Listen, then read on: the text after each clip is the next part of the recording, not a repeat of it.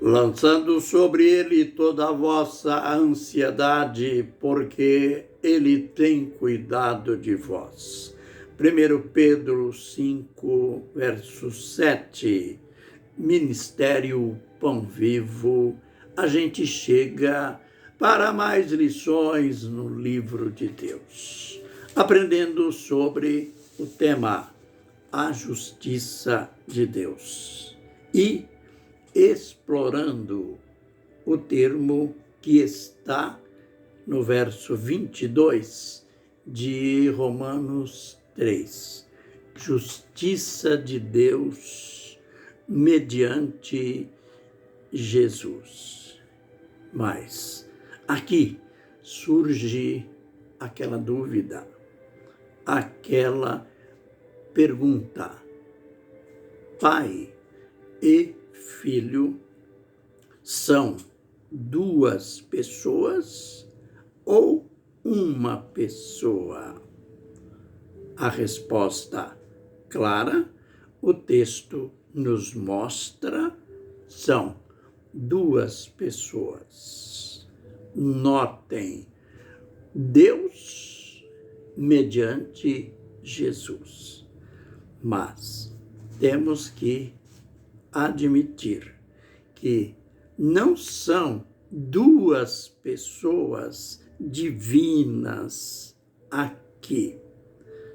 A pessoa divina é única. Só existe um Deus. É comum se pensar que quando Deus planejou a redenção, a salvação do homem, que teve tipo de uma assembleia lá no céu, e estavam os três, o Pai, o Filho e o Espírito Santo. E em assembleia eles estavam discutindo quem vai na terra, quem vai no mundo salvar o homem. É você? É ele? Ou é eu? Nada mais herético de que isso.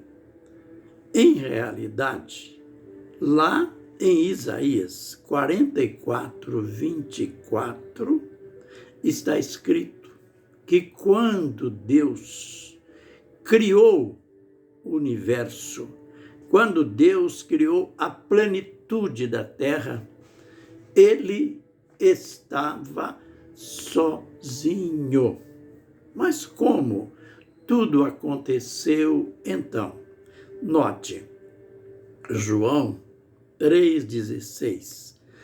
O apóstolo, querendo descrever o amor de Deus, ele disse: porque Deus amou o mundo de tal maneira que deu seu Filho unigênito, ou que enviou o seu Filho unigênito, para que todo aquele que nele crê não pereça, mas tenha a vida eterna. Então, aí as pessoas perguntam, dizem, não, mas está escrito em João 3,16 que Deus enviou o seu Filho ao mundo, e em vários lugares achamos esse termo, o fato de Deus ter enviado Jesus. Temos que entender que Jesus, ele nasceu em Belém. E quando ele nasceu, o fato dele ter nascido era para que Deus tivesse aquele elemento, o elemento usado na redenção, o sangue, Lá no Velho Testamento já tinha acontecido o sacrifício dos animais.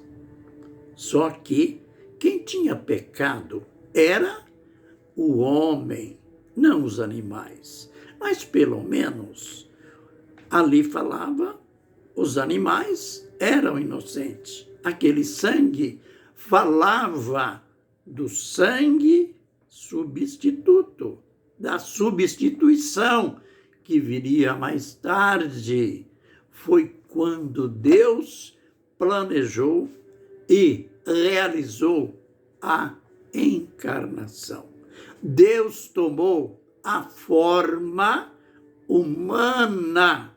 Lembrem, no princípio era o Verbo, isto é, a palavra. A palavra estava com Deus e a palavra era Deus. Tudo se refere ao Pai.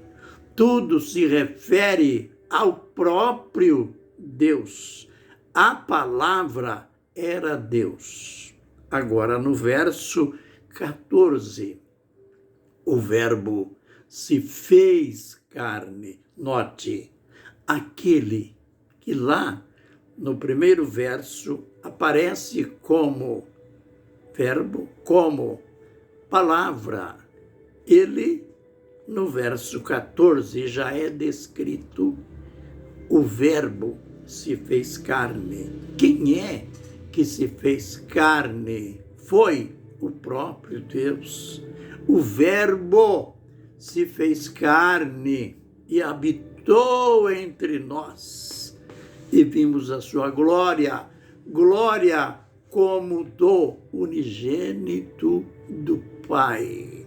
Mas por que era preciso este processo, o processo da encarnação?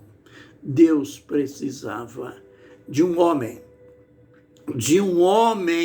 perfeito, um homem sem pecado, um homem de um sangue puro para salvar, para remir a humanidade.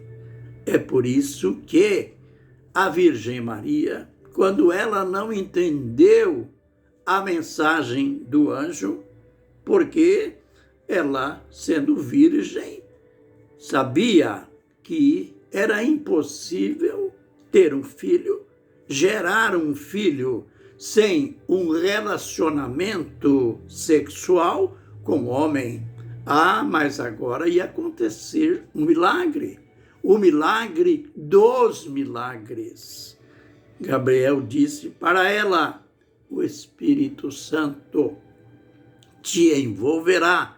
Olha aí a soberania de Deus. O Espírito Santo te envolverá com a sua sombra. Por isso, o ente santo que vai nascer de ti, esta geração, será de um ente perfeito, santo, chamado Filho de Deus. Note, ele não nasceu Deus, nasceu Filho de Deus. Lá em Mateus 1,18, está claro que Maria se achou grávida do Espírito Santo. Que lindo, né? No verso 20 do mesmo capítulo, José, que tinha contrato de casamento com Maria, ao ver que ela estava grávida, mas a gravidez não era dele, ele tencionou deixá-la secretamente. O anjo veio e falou com ele em sonho: José, não temas receber Maria como tua esposa. O que nela está gerado é do Espírito Santo.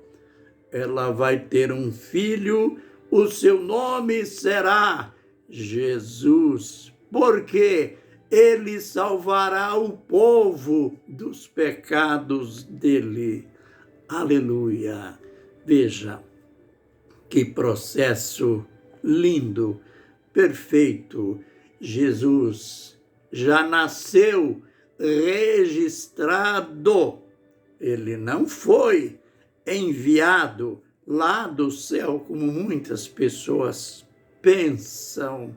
Ele não estava entre três naquela assembleia e foi decidido que quem viria era ele. Não. Este homem que foi o resultado da ação do Pai, do soberano, do Deus único sobre o ventre de Maria. Ali houve a geração do homem perfeito. Por isso que em Romanos está escrito: justiça de Deus mediante Jesus Cristo. Nos próximos vídeos iremos descrever ainda com mais clareza o grande mistério da encarnação. Fiquem na bênção e na graça do Senhor. Amém e amém.